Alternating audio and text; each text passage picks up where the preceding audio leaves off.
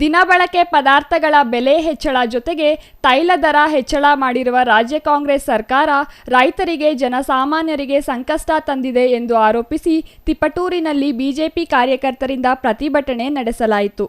ತಿಪಟೂರು ನಗರದ ಸಿಂಗ್ರಿ ನಂಜಪ್ಪ ವೃತ್ತದಲ್ಲಿ ಕೆಲಕಾಲ ರಸ್ತೆ ತಡೆ ನಡೆಸಿ ಮಾತನಾಡಿದ ಗಂಗರಾಜು, ದಿನಬಳಕೆ ಪದಾರ್ಥಗಳು, ಇಂಧನ, ಹಾಲು ಸೇರಿದಂತೆ ಸಾಮಾನ್ಯರು ಉಪಯೋಗಿಸುವ ವಸ್ತುಗಳ ಬೆಲೆ ಏರಿಕೆ ಮಾಡಲು ಕಾಂಗ್ರೆಸ್ ಸರ್ಕಾರ ಮುಂದಾಗಿದೆ ಎಂದು ಆರೋಪಿಸಿದರು. ದಿನಬಳಕೆ ವಸ್ತುಗಳ ಬೆಲೆ ಹೆಚ್ಚಿಸಿ ಸಾಮಾನ್ಯ ಜನರ ಹೊಟ್ಟೆ ಮೇಲೆ ಹೊಡೆಯುವ ಕೆಲಸವನ್ನು ರಾಜ್ಯ ಸರ್ಕಾರ ಮಾಡುತ್ತಿದೆ.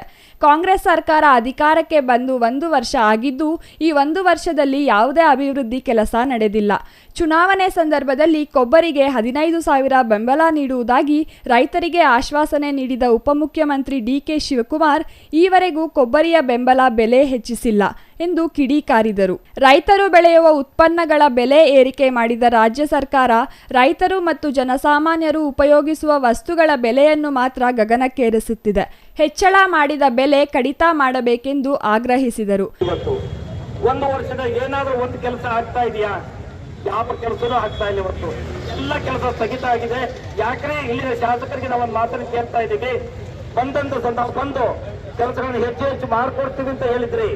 ಕೊಬ್ಬರಿಗೆ 15,000 ರೂಪಾಯಿ ಬೆಲೆ ಹೆಚ್ಚಳ ಮಾಡ್ತೀವಿ ಅಂತ ಹೇಳಿ ಇದೇ ಸರ್ಕಾರದಲ್ಲಿ ಡಿಕೆ ಶಿವಕುಮಾರ್ ಜನಜೀವನದ ದಿನನಿತ್ಯ ವಸ್ತುಗಳ ಬೆಲೆ ಏರಿಕೆ ಆಗುತ್ತೆ, ಸರಕು ಸಾಗಾಣಿಕೆ ವ್ಯವಸ್ಥೆಯಲ್ಲಿ ಏರಿಕೆ ಆಗುತ್ತೆ, ಜನರ ಜೀವನ ದುಸ್ತರ ಆಗುತ್ತೆ.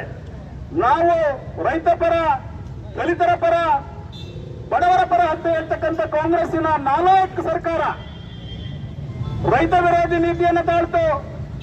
ಸನ್ಮಾನ್ಯ ನರೇಂದ್ರ ಮೋದಿ ಅವರು ರೈತರಿಗೋಸ್ಕರ ಕೊಡ್ತಕ್ಕಂಥ ಕಿಸಾನ್ ಸಮ್ಮಾನ್ನಲ್ಲಿ 6,000 ಕೊಡ್ತಾ ಇದ್ರು. ಮೋಸ ಮಾಡಿದ್ರಲ್ಲ ಸಿದ್ದರಾಮಯ್ಯನವರೇ, ನಿಮ್ಮ ಯೋಗ್ಯತೆಗೆ ಒಂದು ಕಾಲಕ್ಕಿಯನ್ನಾದರೂ ಬಡ ಜನರಿಗೆ ಕೊಡೋದಕ್ಕೆ ಸಾಧ್ಯ ಆಗಿದೆ ಅನ್ನೋದನ್ನ ನೀವು ರಾಜ್ಯದ ಜನತೆ ಮುಂದೆ ಇಡಬೇಕಾಗಿದೆ ಬಂಧುಗಳೇ. ಇನ್ನು ಈ ಸಂದರ್ಭದಲ್ಲಿ ರಾಮ್ ಮೋಹನ್ ಮಾತನಾಡಿ, ಇಂಧನ ದರ ಏರಿಕೆ ಹಾಗೂ ಬಳಕೆ ಪದಾರ್ಥಗಳ ಬೆಲೆ ಏರಿಕೆಯಾಗುವುದನ್ನು ವಿರೋಧಿಸಿ ಬಿಜೆಪಿ ರಾಜ್ಯಾದ್ಯಂತ ಹೋರಾಟ ನಡೆಸುತ್ತಿದೆ ಎಂದರು. Nagaraj, CTV news, Tiptur. ಹಿಂದೂ ವಿರೋಧಿ ಸಿದ್ದರಾಮಯ್ಯ ಕಾಂಗ್ರೆಸ್ ಸರ್ಕಾರಕ್ಕೆ